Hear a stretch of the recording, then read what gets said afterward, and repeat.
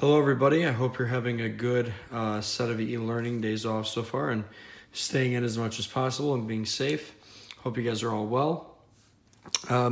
So just as a reminder, the other day we talked about section 8.1, which was similarity in right triangles. And I hope you guys enjoyed that video that I posted for you. It gave you somebody else to explain it. So hopefully you found that helpful. As a reminder, I'm always available via email. Please reach out to me if you have any questions or concerns. I'm always happy to help you guys.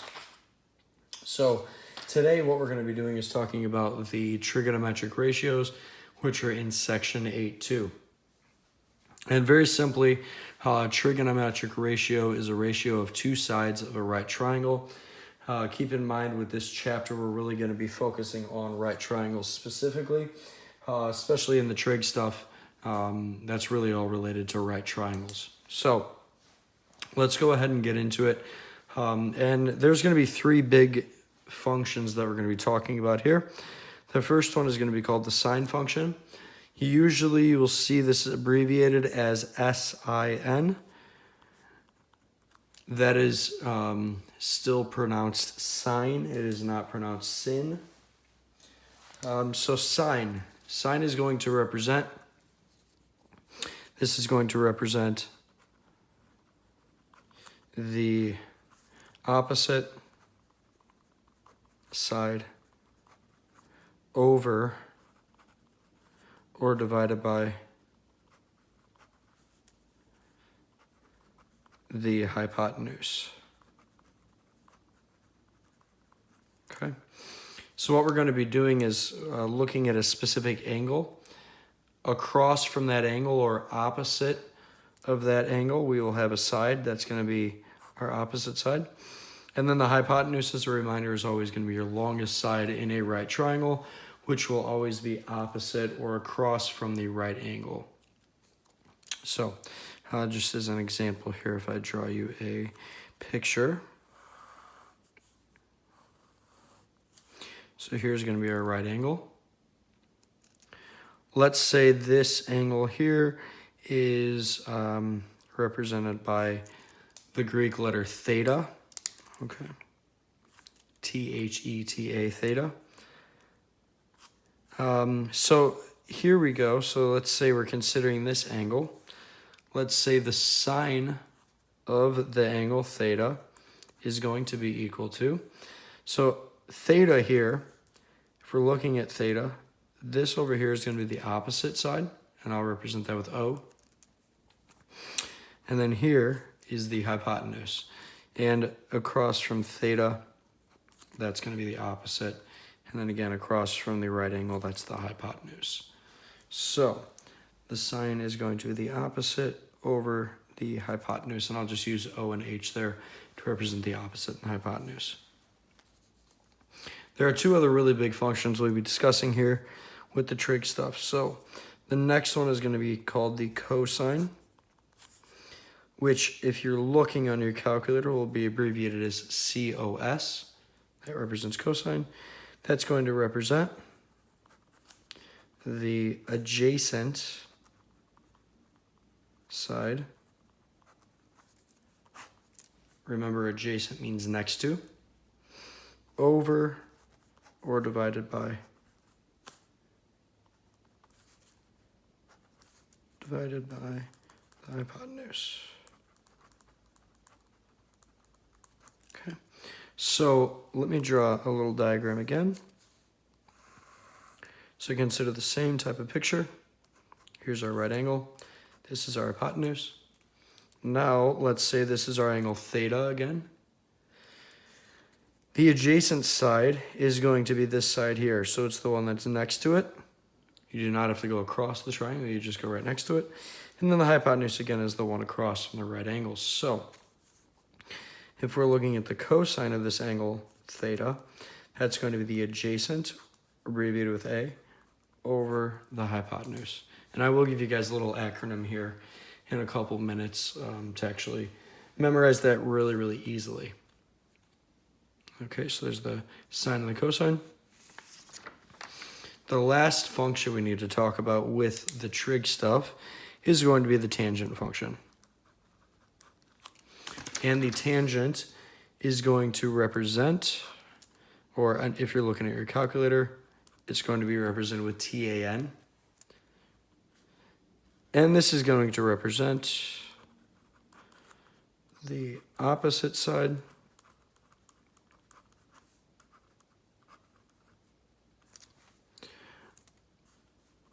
over, or divided by again, the adjacent side. So let's consider that same triangle yet again. Here we go. So let's have our angle theta, and this might also be called x or some other letter. So here we have theta. Now our opposite side is going to be over here. Our adjacent side is here. So now our tangent of theta is the opposite over the adjacent side. Okay, here are three big functions with the trig stuff. So what you might also see here is different letters to represent these angles. Typically, and I'm just make a note for you here, typically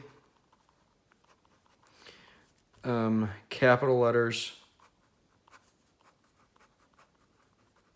represent the angles or the vertices. The lowercase letters represent sides. And as usually we can use the two-letter notation as well if we want to represent a side. So keep that in mind. Now over here I've used capital letters, but that's just simply for the abbreviations for the different sides. But if you were given a problem, as we'll see in a couple minutes, typically our capital letters will be represented for the angles. All right, so let's go ahead and do an example here. Also, I want to point out, you guys will need to have a scientific calculator for this stuff. Hopefully you've got yours at home. If you don't, Desmos is always a good option for you, or any type of online scientific calculator that's free. Don't go spending money on something online. If you have one, that's great. There are a couple different models that we'll need to deal with. Typically, I'm pretty familiar with the TIs, the Texas Instruments ones.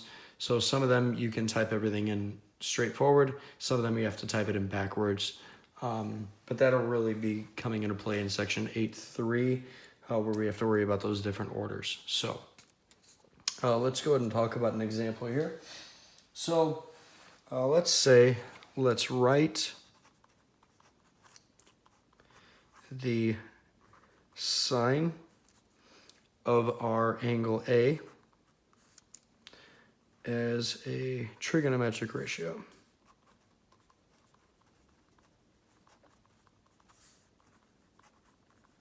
Okay.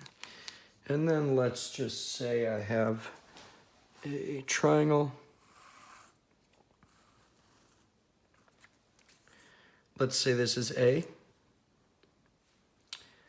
Let's say this is B and this is C. Okay. So now let's say this one is 3, this one's 4, and this one is 5. And we want to write the sine of A. So the sine of A here is going to be, as a reminder, if we go back to the other paper, the sine is going to represent the opposite side over the hypotenuse. So if we look back at this paper here, we're considering A. So opposite of A, or across from A, is going to be 3. So we're first going to have 3, and then over the hypotenuse, which the hypotenuse is across from or opposite of the right angle. So that's going to be 5. Okay. We could also do the cosine here. The cosine of A is going to be the adjacent side to A, which is going to be 4. And then again, the hypotenuse is still 5. And then if we wanted to find, we could also do, and these are just extra ones, but just to give you guys some extra information here, tangent of A is going to be the opposite over the adjacent, so the tangent is going to be 3 over 4. So there are those 3 different trig functions for this specific example.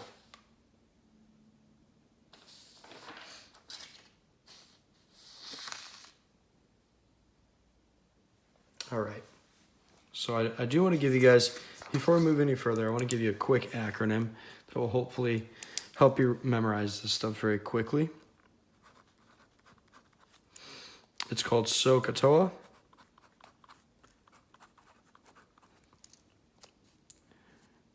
So here we have 3 letters at the beginning. We have S, C, and T. And as you might guess, this is going to represent sine. This is going to represent cosine. And this one's going to represent tangent. These other letters underneath here, O and H, again, those are going to represent the opposite over the hypotenuse. A and H, those are going to represent the adjacent and the hypotenuse. And then the tangent, we have O and A, which is going to be the opposite over the adjacent. So here's a very quick way to memorize this. Again, SOHCAHTOA.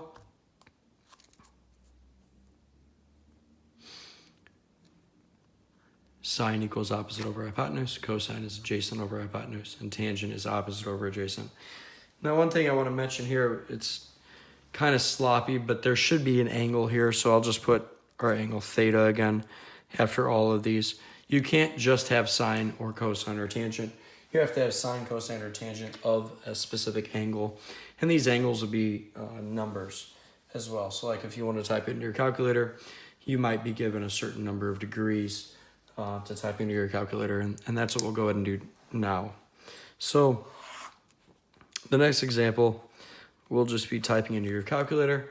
So you might want to pull these out now. One thing to mention, your calculator does have different modes. You might want to locate the DRG button. DRG is going to switch between degrees, radians, and gradians. You want to always be in degree mode for this class. So if it ever on your calculator says RAD or GRAD or R or G, please click that button a couple times to get back to D. So we want to be at degrees. So let's say we want to find, find the sine of 8 degrees. So again, every time you're going to be typing this in your calculator, you should have an actual number here of degrees to type in for your angle. So if you type this into your calculator, you'll just type, there's 2 ways to do this, depending on the calculator you have. If you have the fancier TI one, where it shows you like everything you're typing as you go, then that one you're just going to hit the sign button, and then you're going to type 8 and then equals. If you have the other one, which only shows you as like you have to type a button and then it'll delete what you just typed and then only show you what you most recently typed, that one is going to be, you're going to type the number first, so you'll type 8 and then you'll hit the sign button. Either way, after you do that, you're going to get approximately 0.14. So this is what you should get. Since I'm going through these, please check on your calculator that you get these answers to make sure your calculator is working properly and it is in the correct mode. We can get some other examples. Find the cosine of 76 degrees If you do this, you should get approximately 0.24. And then the last one, find tangent of 82 degrees, which should give you approximately 7.12.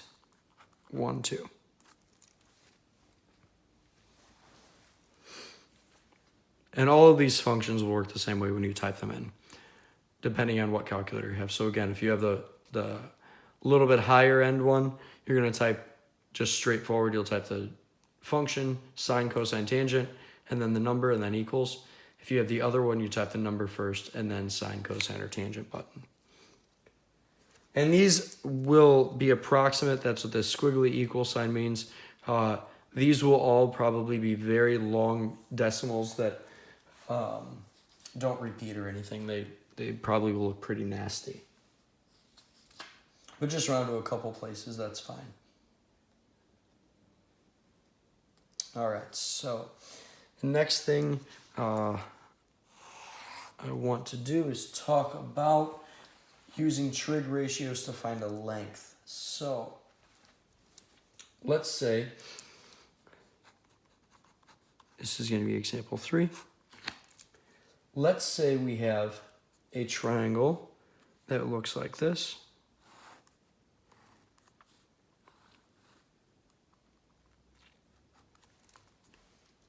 And I've got 6.1 here.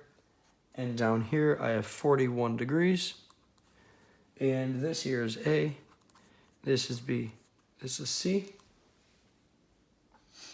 We want to figure out what the length of AB is. So we're going to be looking for the length of this side down here.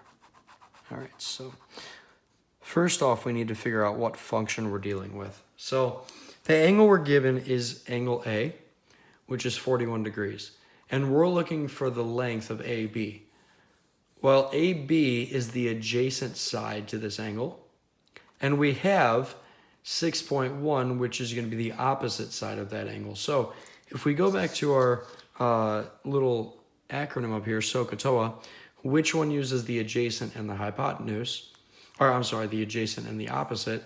That one's going to be the tangent, which has the adjacent and the opposite. So as we go here, we will have the tangent of 41 degrees.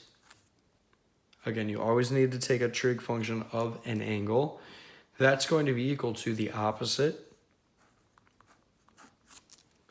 TOA, T-O-A. Tangent equals opposite over adjacent. Adjacent is what we're looking for, which is the length of our segment AB. All right, so now this is going to be an algebra equation we can solve. So now if we solve for AB, we can multiply both sides by AB. AB times the tangent of 41 degrees equals 6.1. And then we need to get AB by itself, which means we're going to need to divide by the tangent of 41 degrees. And after doing this on your calculator, you should get that this is approximately equal to 7.02. Now again, typing into your calculator here. Depending on the calculator you have, if you have the fancier one, you can type this straight in. 6.1 divided by tangent 41 equals, and then it should give you the answer. The other calculator is a little trickier for this one. So here what we're going to do is we're going to type 6.1 divided by 41, then the tangent button, and then equals, and then you should get the 7.02. So try your calculator, make sure you can get to this. Again, this is a fully solved example, so make sure you can get this out of your calculator. If you have issues, please let me know. Let me know what calculator model you have, and I'll be able to help you figure out exactly what the functions are you need to type in. All right, so hopefully this is all making pretty good sense to you guys. If it is not, just reach out to me. I do want to mention, just to end here, a little joke. As I said, although this is marked sin, it is pronounced sign. So I want to mention the biggest sin that you'll create in this section is calling sign sin. All right. So hopefully you guys enjoy my little dad joke. Please be safe and let me know if you have any questions. Have a great day.